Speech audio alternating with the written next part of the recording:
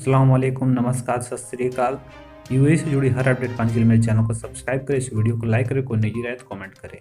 चलिए देखते हैं आज क्या अपडेट आई हुई है। एतिहाद एयरवेज यात्रा वाउचर पर 50% नकद बोनस दे रहा है। यूएई का राष्ट्रीय वाहक एतिहाद एयरवेज यात्रियों को प्रोत्साहित कर रहा है कि वे एतिहाद ट्रैवल वाउचर को लॉन्च करने के साथ ही अपनी अगली यात्रा की योजना बनाना शुरू कर दी है।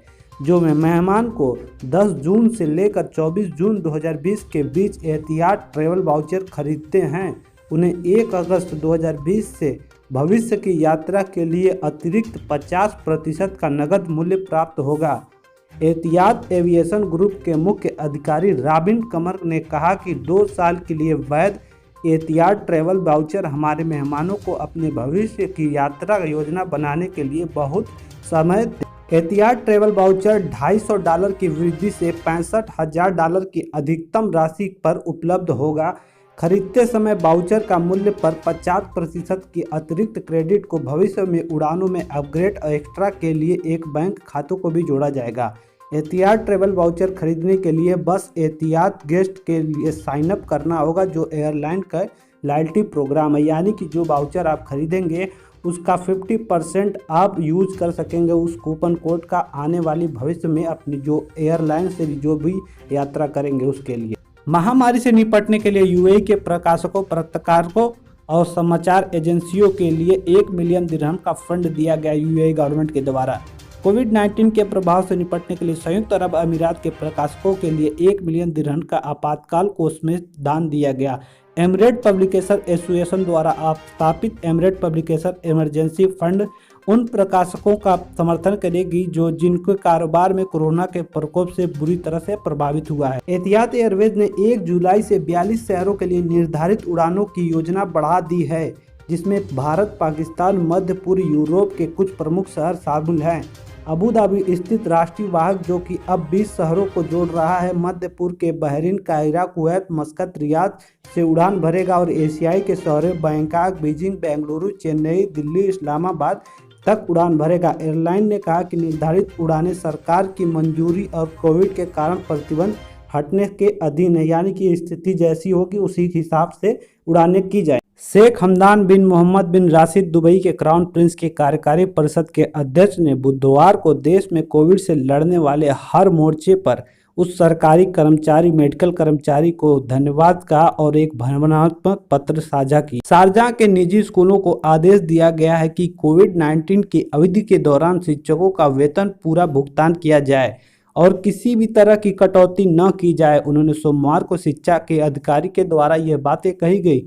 Sharjah private education authority SPEA ने कहा है कि एक अधिकारी के अनुसार शैक्षणिक वर्ष 2019-20 के लिए शिक्षण स्टाफ के वेतन को कम करने के सभी अनुरोधों को अस्वीकार कर दिया है।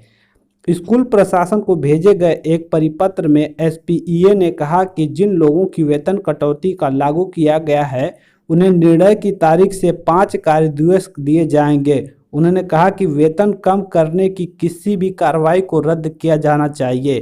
स्कूल प्रबंधन के खिलाफ कानूनी कार्रवाई की जाएगी जो इस निर्णय का पालन करने में विफल रहेगा। SPEA ने ऐसी चेतावनी दी है सारे प्राइवेट स्कूलों को। दुबई पुलिस प्रशंसकों, दर्शकों और खेल प्रतियोगिता के आयोजन की सुरक्षित वापसी के लिए प्रोटोकॉल पर चर्चा हुई। दुबई स्पोर्ट काउंसिल ने कहा है कि उन्होंने 33 लीग को एक साथ अन्य खेलों के महासंघों द्वारा जारी किए गए प्रोटोकॉल की समीक्षा की और कहा है कि वे खेल आयोजनों के लिए प्रशंसकों की वापसी के लिए अपने खुद के सुरक्षा प्रोटोकॉल के साथ तैयार करेंगे। दुबई पुलिस यूरोपीय टूर और यूएई फुटबॉल के प्रतिनिधियों के साथ पूर्व स्पेन के रियल मैड्रिड के स्टार मिशेल साल्गाडो के शीर्ष अधिकारियों ने बुधवार को अल नस्र क्लब के अल मक्तैन स्टेडियम में मुलाकात की और दर्शकों को सुरक्षित वापसी के लिए एहतियाती उपाय और प्रोटोकॉल पर चर्चा की। खेल प्रतियोगिताओं में जब कोविड के कारण ठहराव के कई महीनों बाद प्रतियोगिताएं फिर से शुरू हो रही हैं, खेल क्षेत्रों में धीरे धीरे खुल रहा है और यह हमारे लिए एक महत्वपूर्ण है कि हम इस बात को आगे बढ़ाएं और सभी को आगे ले जाएं, क्योंकि सबसे महत्वपूर्ण बात यह है कि हमें आगे की योजना बनानी है और उस समय के लिए तैयार रहना है जब अधिकारी, प्रशंसकों और दर्शकों को बीच के खेल का आयोजन में शामिल हो। शारजाह नगर पालिका द्वारा सघन निरीक्षण अभियान के दौरान एक्सपायर नकली सौंदर्य प्रसाधन और पर्सनल केयर उत्पादों से लदे वाहन को जब्त किया। ग्राहक सेवा के क्षेत्र में सहायक महाप्रबंधक खालिद ने कहा कि नगर पालिका के निरीक्षण दलों ने उस वाहन को पकड़ लिया जो एक एशियाई व्यक्ति द्वारा चलाया जा रहा। उन्होंने कहा कि वाहन में उत्पाद निर्धारित स्वास्थ्य मानकों के साथ नकली, एक्सपायर्ड और गैर अनुपालन वाले पाए गए, जो कि कुछ पास में अरबी और अंग्रेजी के अलावा अन्य भाषाओं में लिखे हुए लेबल भी थे। अधिकारी ने बताया कि सौंदर्य प्रसाधन और सौंदर्य उत्पादों का परिवहन करने वाला व्यक्ति बिना लाइसेंस के गाड़ी चला। यूएई साइबर अपराधियों का साइबर क्राइम के लिए तीसरा सबसे बड़ा आकर्षक केंद्र बना हुआ है। इन दिनों यूएई के निवासी स्वीडन, नॉर्वे और अमेरिका जैसे अन्य देशों के लोगों के साथ प्रति व्यक्ति आय में अधिक होने के कारण साइबर अपराधियों के सबसे आकर्षण केंद्र बना हुआ है।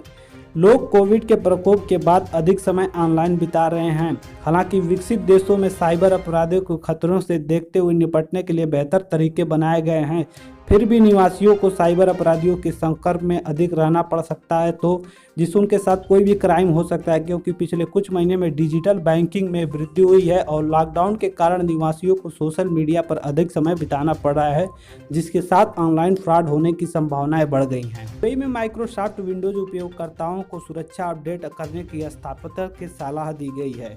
दूरसंचार नियामक प्राधिकरण टीआर ने घोषणा की है कि उसने उपयोगकर्ताओं और आईटी अधिकारियों को नए सुरक्षा स्थापित करने की सलाह दी है, जो कि माइक्रोसॉफ्ट में कुछ उत्पादों के लिए जून महीनों के दौरान जारी किए गए थे। कंप्यूटर इमरजेंसी रिस्पांस टीम द्वारा बुधवार को जारी किए गए बुलेटिन में टीआर ने कहा माइक्रोसॉफ्ट के नए सुरक्षा अपडेट कंपनी के उत्पादों जैसे Windows Office, Edge, Internet Explorer के साथ साथ अन्य उत्पादों को समूह में सुरक्षा के अंतराल को संबोधित किया, जिससे कि उनको अपडेट करने और भी चेकिंग पॉइंट देखने की सलाह दी है।